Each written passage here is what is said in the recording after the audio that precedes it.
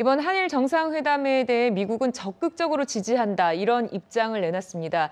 존 커비 백악관 국가안보회의 전략소통조정관은요, 브리핑을 통해서 한국과 일본을 지지하고 한미일 3국 관계를 계속 강화해 나가겠다, 이렇게 말했고요.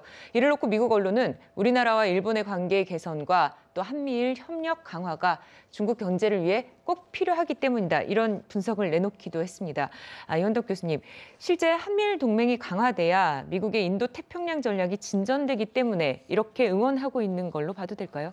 미국의 입장에서 보면은 동아시아 양 동맹국이 갈등을 벌이고 있는 상황이 대단히 불편할 거라고 생각합니다. 네. 미국의 소위 요즘은 인태 전략이라는 용어를 많이 쓰고 있는데요. 인도 태평양 전략의 그 문법에 따르면은 네. 한일이 공조하고 협력하는 것이 미국에게 유리하기 때문에 아마 그 이번 한일 간의 정상회담도 그렇고 징용해법 발표할 때도 그렇고 가장 격하게 환영 그 표현을 쓴 것은 미국입니다. 백악관도 네. 그렇고 국무성도 그렇고 미국의 입장에서 서서 보면은 한일이 전략적으로 협력하는 파트너로 더 그 관계를 강화하는 게 더 이익이기 때문에 그렇다고 보고요. 네. 그러나 우리 입장에서 보면은 그 당연히 그런 측면도 있지만 양자 관계에 초점을 맞춰 보면은 한일이 좀 전략적으로 이렇게 대립할 필요는 없다고 봅니다. 미중 네. 어떻게 보면은 신냉전 구도 그리고 북한의 위협이 좀 가중되고 있는 이런 상황을 고려하면은 한일 간에 협력 그리고 공조할 수 있는 그런 토대를 마련하는 것이 매우 전략적으로는 그 공유된 이익이라고 생각합니다. 네, 이런 가운데 북한은 대륙간 탄도미사일 ICBM 화성 17형을 발사했습니다. 김정은 위원장이 딸 김주애와 발사 훈련을 참관하는 장면도 공개를 했고요. 네, 이런 일이 벌어지자 한일 양 정상은 즉각 규탄에 나섰는데요. 그 말 들어보시죠.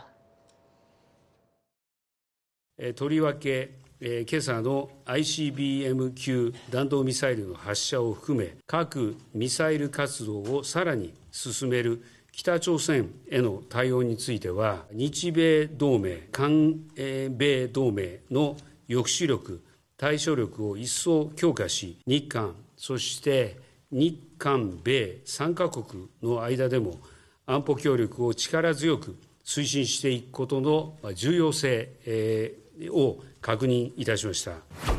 지소미아 완전 정상화를 선언했습니다. 그래서 북핵 미사일의 발사와 항적에 대한 정보를 양국이 공유하고 대응할 수 있도록 해야 된다고 생각합니다. 김용현 교수님, 네. 북한의 이번 도발은 한미 연합훈련을 겨냥한 것이기도 하고 한일 정상회담을 겨냥하기도 한 건가요?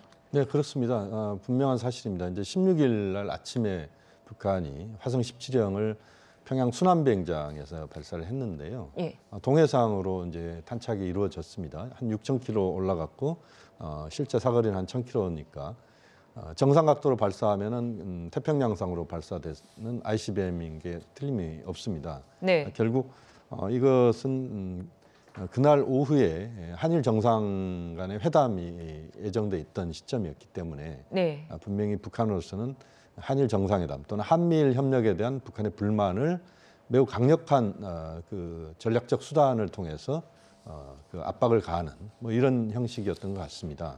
네. 그렇지만 이제 그것이 기시다 총리의 이야기에서도 나오지만 오히려 이제 역설적으로 또 한편으로는 한미일 협력을 강화시키는 계기가 북한의 핵 미사일로부터 나오는 부분들이 있기 때문에 네. 이 부분에서 이제 북한도 좀 더 신중한 판단을 좀 할 필요가 있는 것 같습니다. 왜냐하면 북한의 행동이 한일 협력, 한미 동맹의 강화, 한미일 협력의 강화 이런 쪽으로 가는 또 촉매가 되는 것도 사실이거든요. 예. 이게 하나 있는 것이고 또 하나는 지금 한미 그 연합훈련이 자유의 방패 훈련이 지금 현재 진행 중입니다. 네.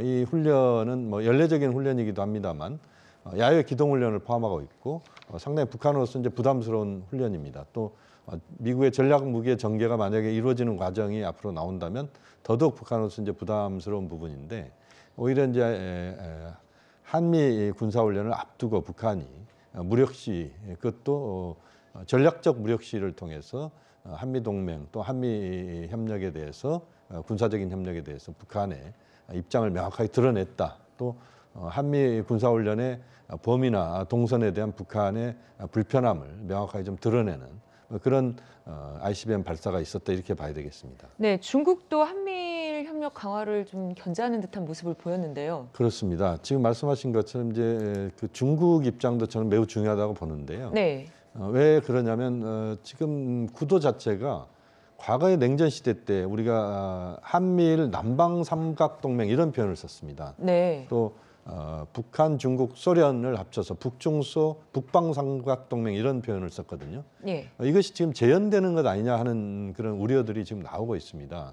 다시 말씀드리면 이 한미일 협력에 대해서 중국은 상당히 부담을 느낀다라고 지금 이제 표현을 하고 있지 않습니까? 예. 또 북한은 뭐 거기에 더더욱 부담을 느끼는 것이고 러시아가 지금 우크라이나 전쟁에 몰두하고 있지만 어쨌든 태평양 선상에서 또는 동북아시아 선상에서 러시아의 이해관계는 이제 중국과 일치될 수밖에 없다고 러시아는 보고 있고 그렇게 보면 북중러 이 삼각동맹이라고 하는 것 자체가 구축되는 이 과정은 현재로서는 굉장히 좀 우려스럽고 앞으로 또 그렇게 진행이 된다면 대단히 심각한 상황이 될 수밖에 없다. 북핵 문제 풀기도 대단히 어렵고 장기적으로 우리의 통일 문제를 풀어가는 데 있어서도 매우 어려운 그런 상황으로 갈 수 있다는 점에서 이 부분은 우리가 굉장히 좀 신중하게 좀 봐야 되는 부분이라고 봅니다.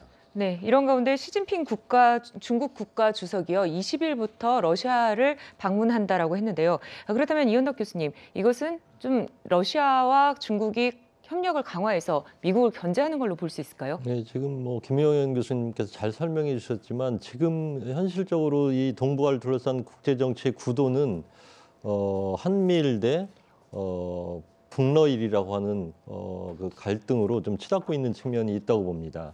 네.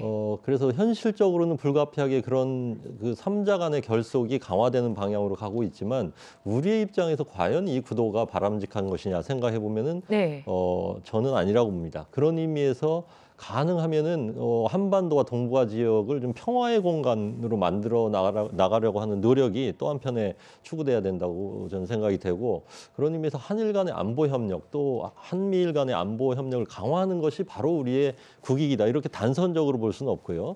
한편으로 그런 강화를 통해서 결국 우리가 이루려고 하는 게 한반도의 평화고 어떤 네. 의미에서는 궁극적으로는 남북한의 통일이기 때문에 그러한 방향성과 동시에 동시 병행시킬 수 있는 방법을 어렵지만 우리가 좀 찾아 나가야 되는 게 아닌가 이렇게 생각합니다. 네, 한미 정상회담으로 본 국제 정세까지 짚어봤습니다. 두 분과는 여기서 인사 나누겠습니다. 고맙습니다.